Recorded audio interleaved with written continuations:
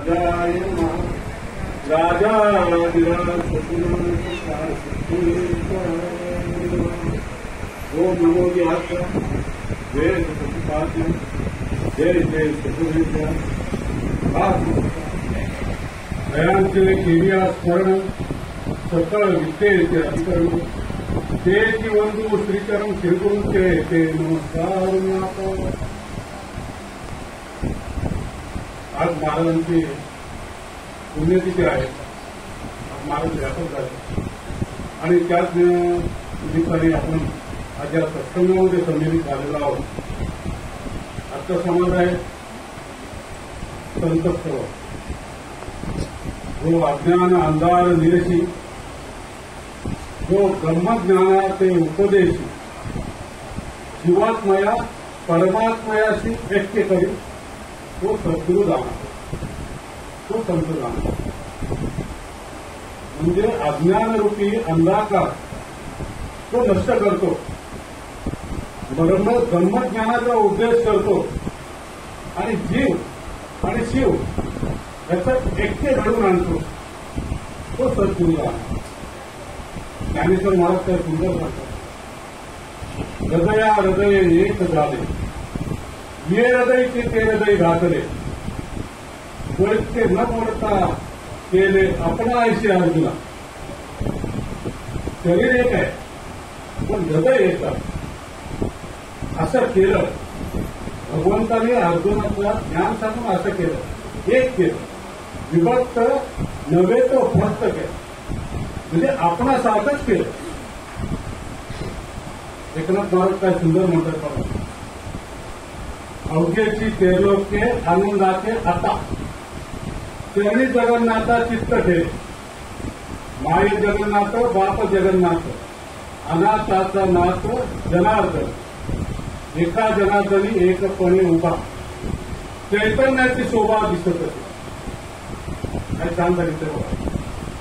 अवघ्याची तेरलोके आनंदाची आता तेरलोके म्हणजे स्वर्ग मृत्यू आणि पाताळ नाही काया वाचा आणि बंद हे ज्यावेळेला आनंदात कधी कधी आनंदाचे होतंय सगळं चरणी जगन्नाथा चित्त केले चरणावरती चित्त तुम्ही लावाल तेव्हा हे सगळं आनंदाचं होतं.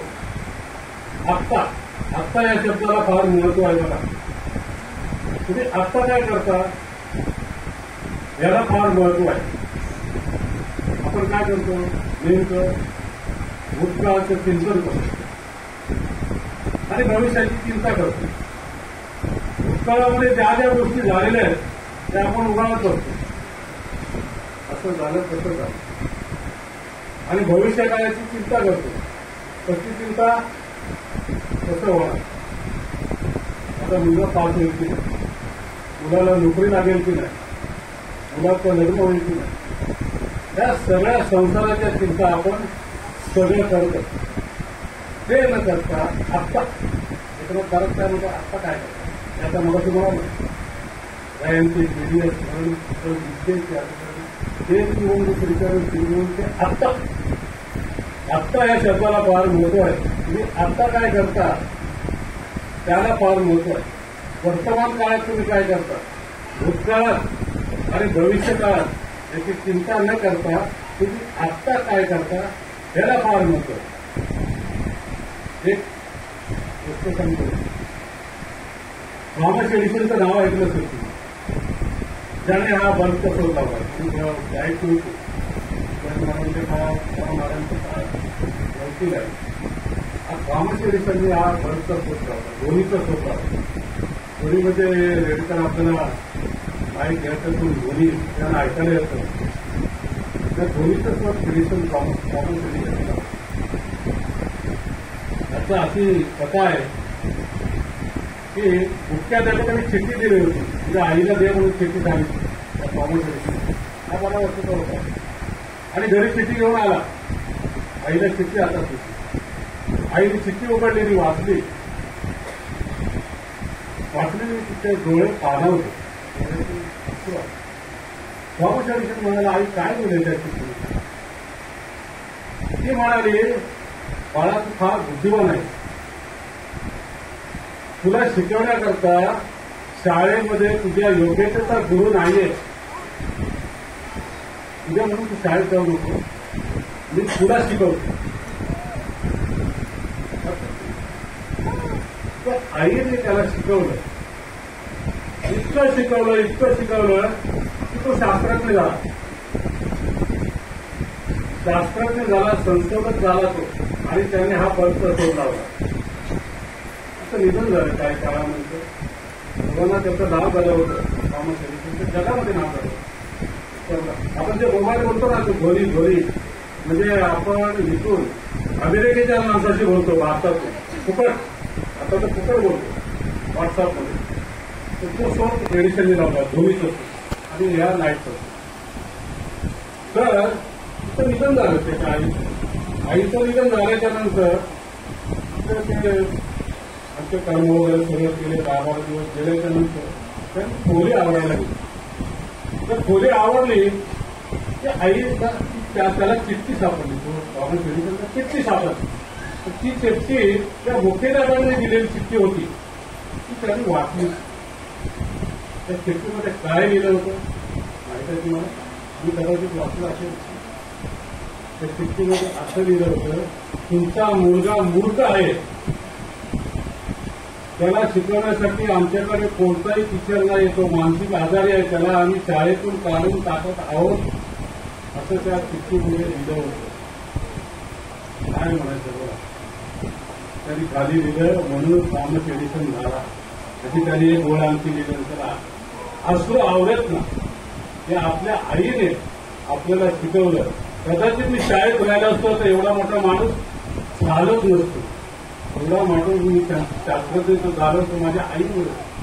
शिकवण्यासाठी कोणतरी लागतो, गुरु असावा लागतो, शिक्षक असावा. डॉक्टर बाबासाहेब आंबेडकर लाईटच्या पत्तीखाली काम म्हणजे अभ्यास करायचे आणि ते बॅरिस्टर झाले, भारताची राज्यघटना त्यांनी दिली. जॉर्ज वॉशिंग्टन शाळेत पिऊन होता, तो अमेरिकेचा प्रेसिडेंट झाला. काय घंटा वाजवताना म्हणायचा, घंटा वाजे ठणठण अमेरिकेचा अध्यक्ष वॉशिंग्टन. असं तो वाजवता तो अमेरिकेचा प्रेसिडेंट. काय या जगामध्ये असे काय मानणार, पण त्याला शिकवणारा कोणतरी पाहिजे त्याच्या पाठी. माणसाला जर देव करायचं असेल तर माणसाला देव करण्याचं सामर्थ्य आपल्या गुरुच्यामध्ये. आपले गुरुच माणसाला देव करू शकतात. माणसाचं देव करण्याचं सामर्थ्य आपल्या सद्गुरूमध्ये. आता पुणे तिथे जास्त मला वाटतं वेळ नाही आहे, पण महाराजांच्या विषयी सांगतो. कसं आहे की महाराजांचा जन्म कोल्हापूर जिल्ह्यामध्ये कडपिंजरी तालुक्यामध्ये लिंगूर गावामध्ये झाला. महाराजांच्या वडिलांचं नाव शक्तीगोडा पाटील, आईचं नाव कासवाबाई. 23 एप्रिल 1905 संकष्ट चतुर्थीला महाराजांचा जन्म झाला. महाराजांचे शिक्षण 4थीपर्यंत झालं राजाराम हायस्कूलमध्ये कोल्हापूरला. महाराजांचे वडील लहानपणी निवड केले आणि त्यांच्या काकाच त्यांना लहानाचं मोठं केलं. महाराजांच्या बाबतीमध्ये म्हणजे जास्त शिक्षण झालं नाही.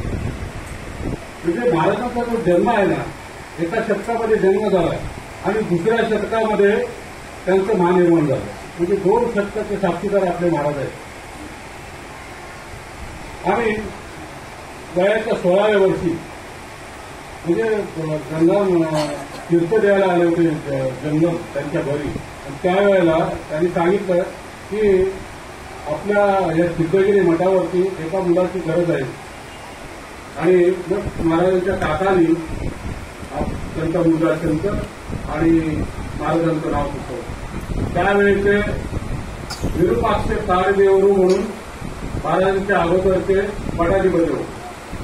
विरूपाक्ष कारदेवरू, त्या विरूपाक्ष कारदेवरू त्यांना ज्योतिषशास्त्र अवगत होतं. म्हणजे ज्योतिषशास्त्राचं ज्ञान आपल्या महाराजांची हस्तरेषा बघून, कारगिल पांढरा बघून महाराजांची निवड केली, मठाधिपती म्हणून निवड केली. वयाच्या 16व्या वर्षी 2 एप्रिल 1922 या रोजी महाराजांना मठाधिपती करण्यात आलं. त्यागाचे ब्रह्मचार्याचे भक्तीचं गोष्ट त्यांना देण्यात आली.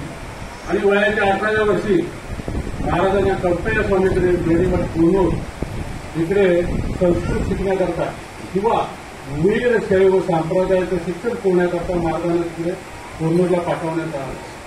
18व्या वर्षीनंतर 2-3 वर्ष संपूर्ण वीरशैव समाजाचं जेवढं शिक्षण होतं तेवढं महाराजांनी पूर्ण केलं. अमरकोश पाठ केला. आणि चंपया स्वामींनी आपलीवरती मिरवणूक करून पालखीतून मिरवणूक काढून त्यांना सिद्धगिरी मठाचे शिक्षण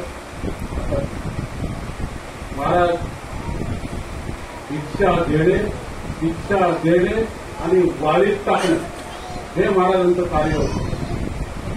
3-3 तास पूजा करायची, 16 तास कुंभक करायची. कोणाच्या हातचं जेवायचं नाही, आईच्या हातचं सुद्धा जेवण करायचं नाही, स्त्रीचं दर्शन सुद्धा घ्यायचं नाही. इतकं कडक नियम पाळत महाराज, कडक नियम महाराज पाळत. असं असून सुद्धा महाराज म्हणायचे की त्याला शांती समाधान नव्हतं राहतं. थोडी आत्मज्ञानी गुरु पाहिजे असं त्यांची तळमळ होती रात्री. पण महाराजांच्या कानावर सिद्धरामेश्वर महाराजांचे त्यांच्या कानावर आला आणि सिद्धगिरीला गेले. आणि महाराज गुरुभूत अनुग्रहित झाले सिद्धरामेश्वर महाराज. आणि त्याच्यानंतर महाराजांनी त्या आपल्या मठावरती सर्व धर्मीयांसाठी समाजकार्य केलं. आणि तिकडे गोव्यापासून कर्नाटक, आंध्र प्रदेश सगळीकडचे शिष्य महाराजांचे शिष्य झाले. महाराजांकडे बरेचसे लोक येत होते त्यावेळेला. महाराजांकडे अपाट पैसा आला. महाराजांनी कधी पैशाचा लोभ मात्र केला नाही, प्रसिद्धीचा लोभ केला नाही. पण मात्र एक लोभ केला, त्यातला माणसांचा लोभ केला, भक्तांचा लोभ केला. भक्त पाहिजेत महाराज. महाराज सप्ताह झाल्याच्या नंतर महाराज बघत राहिले आणि आपला भक्त सुरक्षित आहे नाही बघायचं. एक छोटीशी गोष्ट सांगतो, आठवली म्हणून सांगतो. 2 मिनिटं सांगतो. इंग्लंडवरून विमान येत होता आणि त्या विमानामध्ये सर्व पॅसेंजर होते, काही इंग्लंड होते, इंग्लंडचे होते आणि काही भारताचे होते. आणि विमानामध्ये अचानकमध्ये काहीतरी बिघाड झाला. आताचं विमान होतं बरं, आणि काहीतरी बिघाड झाला. बिघाड झाल्यानंतर ते टॉप होते, टॉप टॉयलेट होते. टॉयलेटमध्ये आणि दुसरे 2 बंगल्यामध्ये टॉप पाहिजे.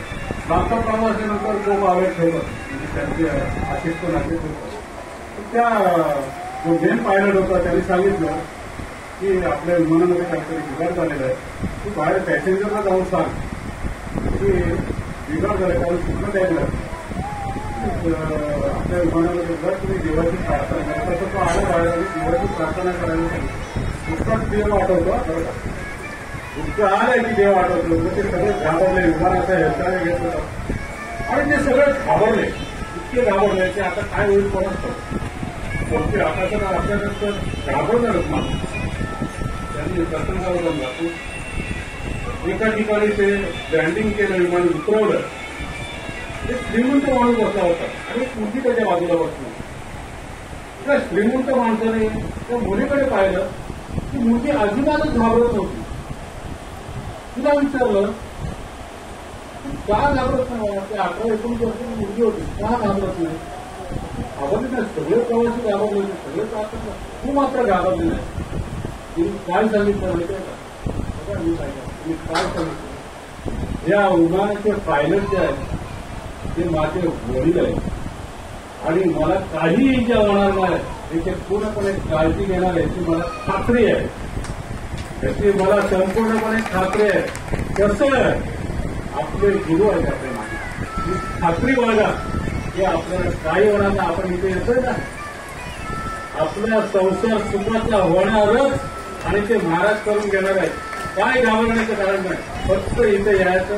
महाराज तुम्ही नाही केलं काहीतरी चालेल, भजन नाही म्हणत, फक्त महाराजांच्यावर एक सांगतोच मला.